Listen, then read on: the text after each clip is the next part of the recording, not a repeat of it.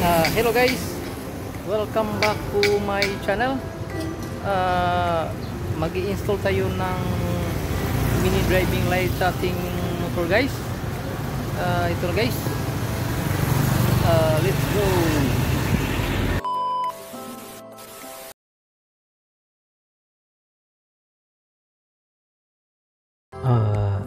Ito yung mga laman sa nabili nating mini driving lights guys. Sa package niya, dalawang mini driving lights na, at saka dalawang bracket at dalawang balas. Bumili na rin ako ng 4-pins relay guys, at saka try switch para sa high and low natin. Yan. At saka push button switch para sa passing light. Yan guys. Gumawa na rin ako ng dalawang bracket. Yan.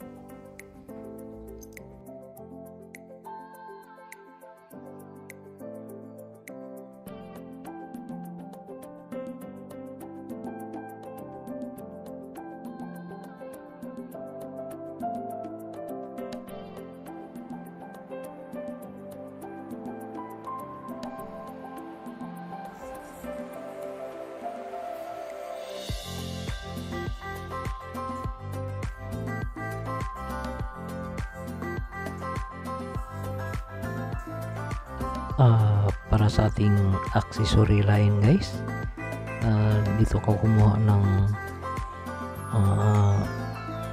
linya sa bulb ng ating odometer. Ito yung kulay brown. Yan guys.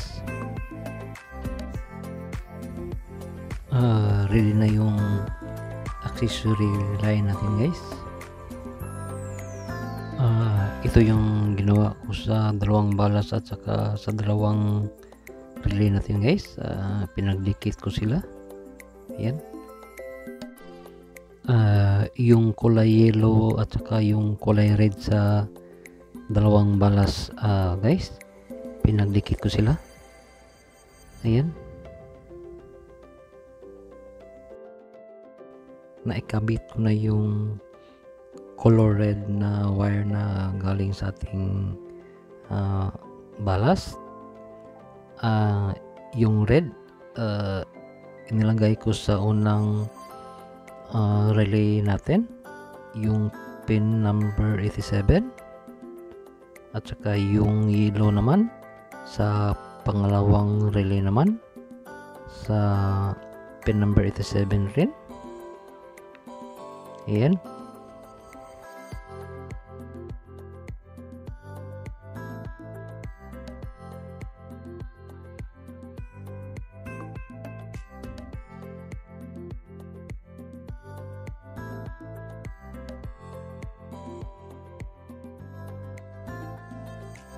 Yung susunod nating gawin guys, pagdugtungin natin yung dalawang relay natin, yung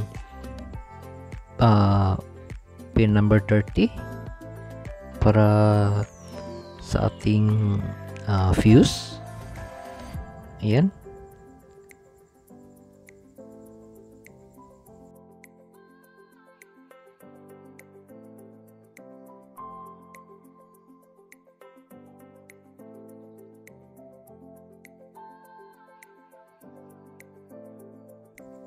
Isunod na rin natin pagdikitin yung dalawang relay natin guys, yung pin number 85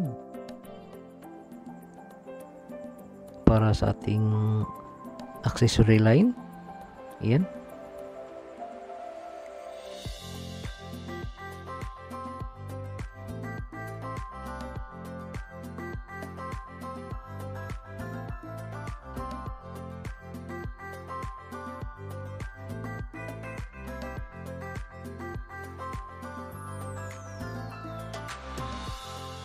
Kabitan na rin natin yung pin number 86 guys ng wire para sa ating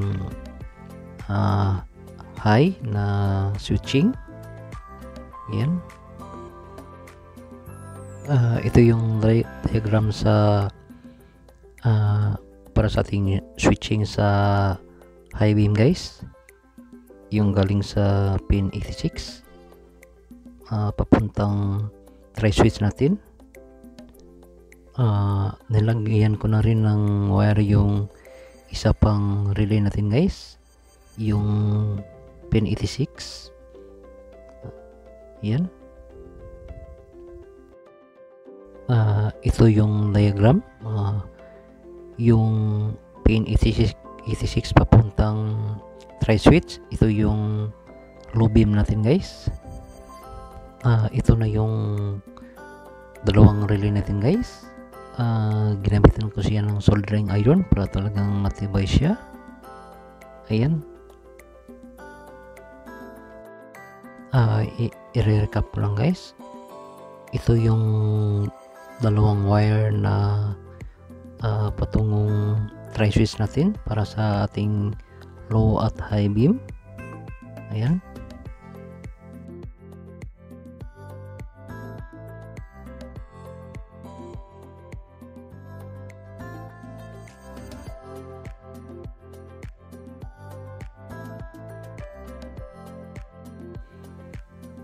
Ito yung diagram para sa ating low at high beam patungong tri-switch natin.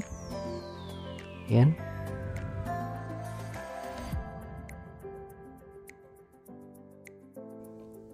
Ito naman yung wire natin, guys, patungong positive ng ating battery, pero idadaan muna natin siya sa fuse. Yan.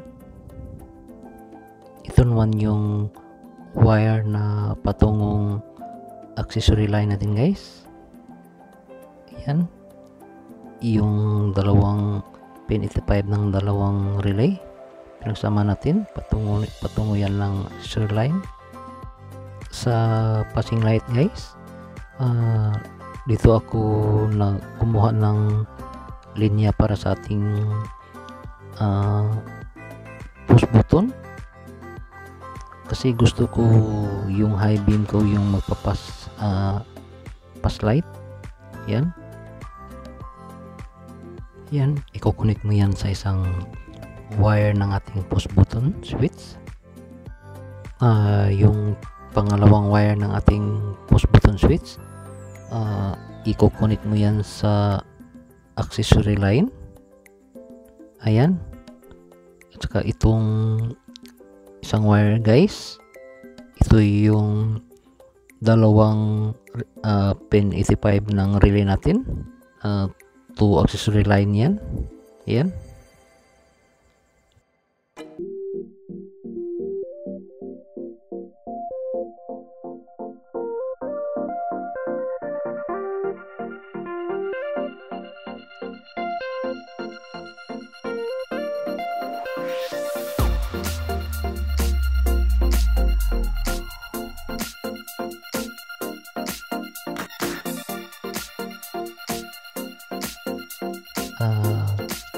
Naikabit ko na rin yung dalawang wire, guys, yung high and low beam natin patungong tri-switch.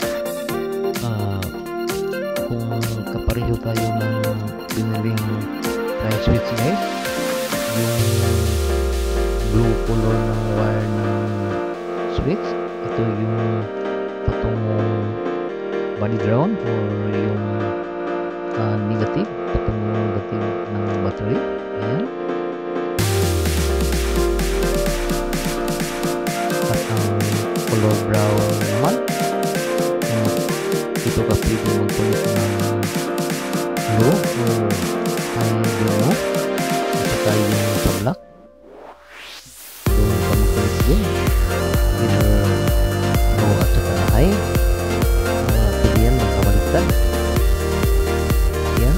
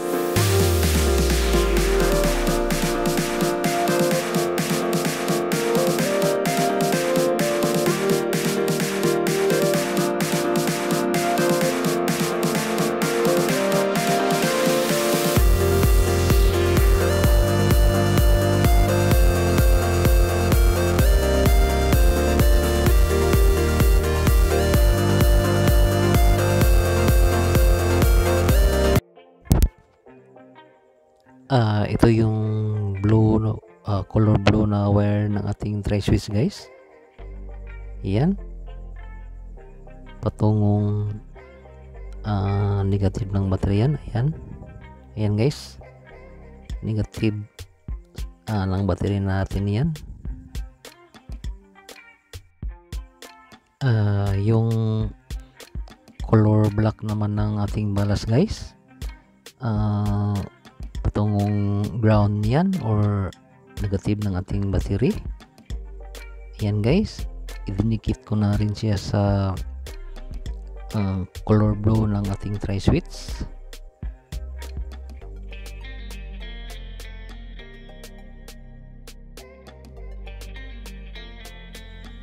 At ang panghuli guys, yung pin 13 ng ating dalawang relay,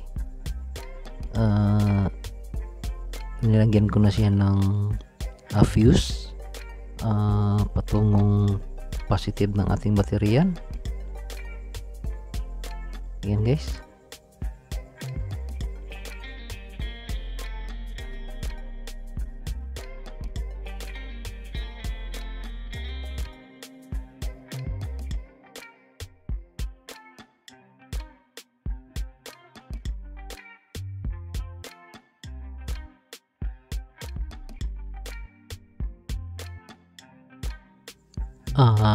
Sa akin guys, hindi ko sinunod yung nasa diagram kasi gusto ko yung high beam yung passing ko, so doon ako nagkabit ng passing button sa high beam ko. Ayan.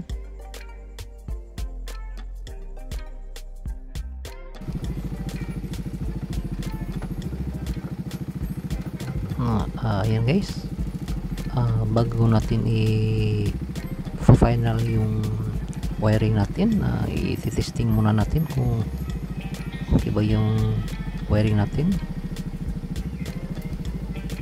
Ayan, yung high na yellow ko guys, milaw na.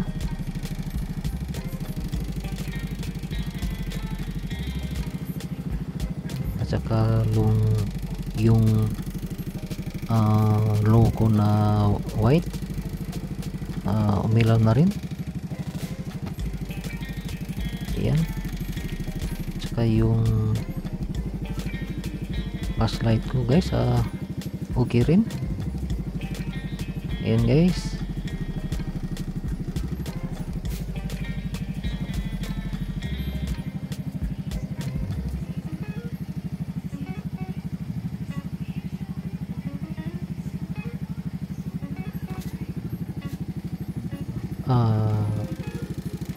kapag naka high beam ka pala guys, hindi ka pwedeng mag passing. Ayan,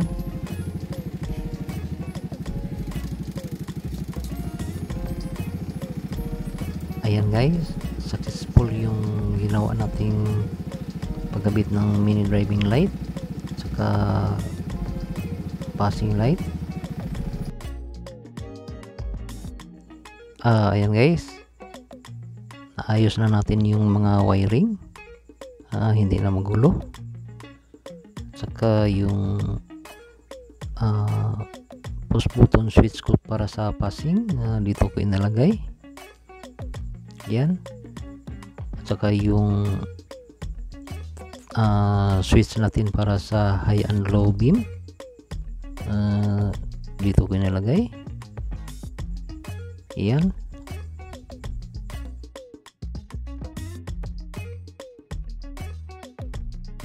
Yung mini driving light ko, diyan ko inilagay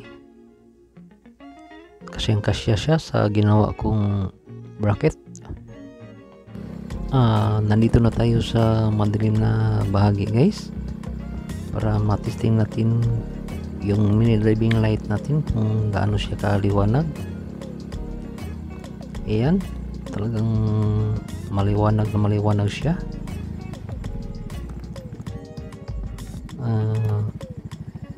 Pati yung low beam ko liwanag. Ayan. Ito naman yung high beam ko. Ayan.